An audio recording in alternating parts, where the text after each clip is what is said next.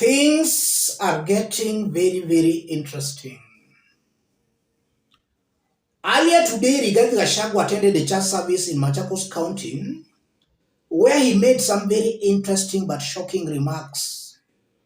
He started by saying that Kambas and Gikuyus are cousins, after which he went ahead and stated that GEMA will rule Kenya for the next 100 years. That's Gikuyu, Embu, Ameru, and the Kambas. That if they unite, they will rule Kenya for the next 100 years. Those are remarks that were made today by Rigathi. Before we listen to Rigathi, let me say this. If you look at that number, the person on my left is seeing it as 6. The person on my right is seeing the number as 9. We should all learn to respect other people's opinions because we can't see things from the same perspective. I'm saying that because if you look at William Ruto's critics, they think William Ruto supporters are fools who don't know what they are doing.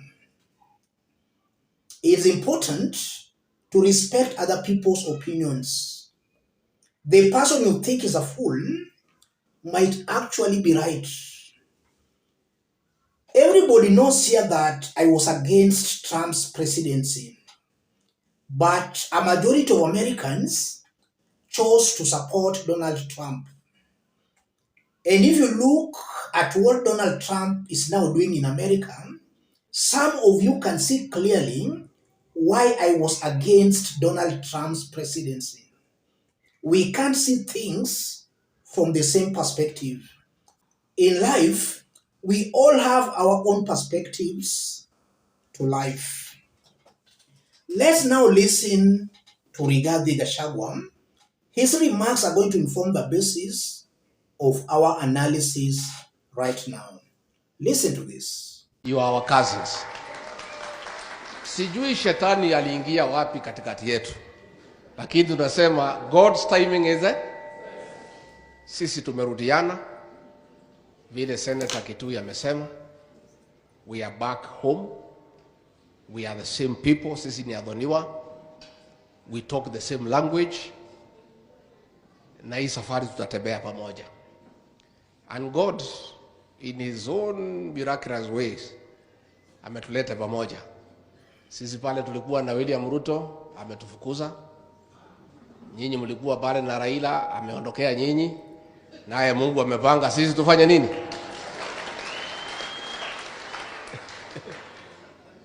And let me assure you what you're Kamani. This GEMA, this one, Gikuyu, Embu, Meru, Anakamba. Hii ndio dawa ya Kenya. And I want to assure you, the Akamba people, this time round, tukiwa na nyinyi, tutaunda serikali pamoja. And there is no going backward. Hatuwezi rudi nyuma. This mountain must be one. And I want to assure you, the people of Kambani, if we unite as Mount Kenya, as GEMA, for the next 100 years, we shall be in government at every election. Ndio tuunde hii serikali, tukuja to sort out mambo ya Ukambani. Mambo ya Ukambani is only one thing we need to do. One. The first option, priority ya Ukambani is water. Second, water. Third, water. Si ndio? Kewo. Iko mambo ingine? Rigathi is saying, you are our cousins. This mountain must be one. And I want to assure you, the people of Ukambani, if we unite as Mount Kenya, as GEMA, for the next 100 years we shall be in government at every election. Rigathi is not mincing his words. He said that if they unite as GEMA, Mount Kenya, they will be in government for the next 100 years. Where does that leave other Kenyans? For those who have been following me very keenly here, I hope you have started understanding what I've been preaching here. What is currently happening in Kenya is a plot by the Kikuyu nation to dominate over other Kenyan communities. And they are really desperate trying to achieve that. I want us to dig deep into this for Kenyans to understand what this means politically. If you are watching us but you have not yet subscribed, subscribe, give the video a like. Let's proceed. Rigathi is playing Raila Odinga's cards. If you look on how Raila Odinga has been playing his politics, that's what I'm seeing Rigathi Gachagua started. Raila could bring leaders together and he made them feel they had a chance of being supported. He could bring Kalonzo, he could bring Ruto, he could bring Mudavadi, Najib Balala. He could bring several leaders and he made them feel he was ready and willing to support any of them, knowing fully well eventually all these leaders will support him. That's exactly what Rigathi is trying to do. He knows that eventually it will all boil down to who has the numbers. Nobody in the opposition, apart from Raila Odinga, can match Rigathi Gachagua.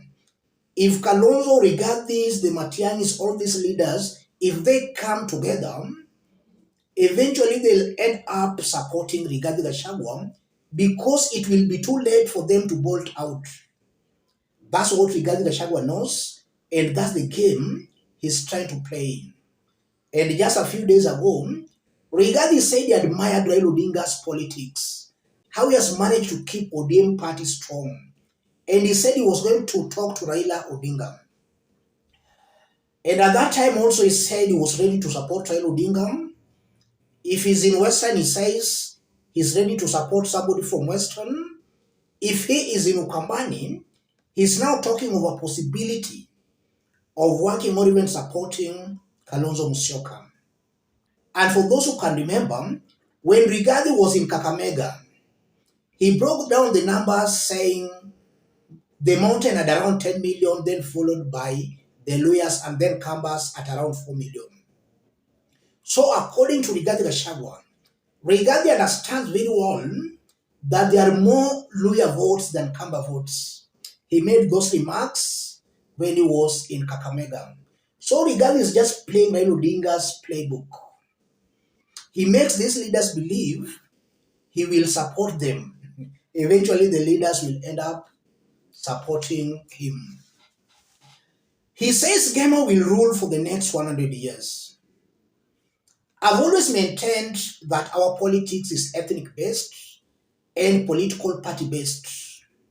Right now, William Ruto is very unpopular because Kenyans have ganged up against him. When voting time will come, it will not be Kenyans against Ruto, it will be tribes against tribes. And that's why I sympathize with Kenyans who think they will send Ruto home.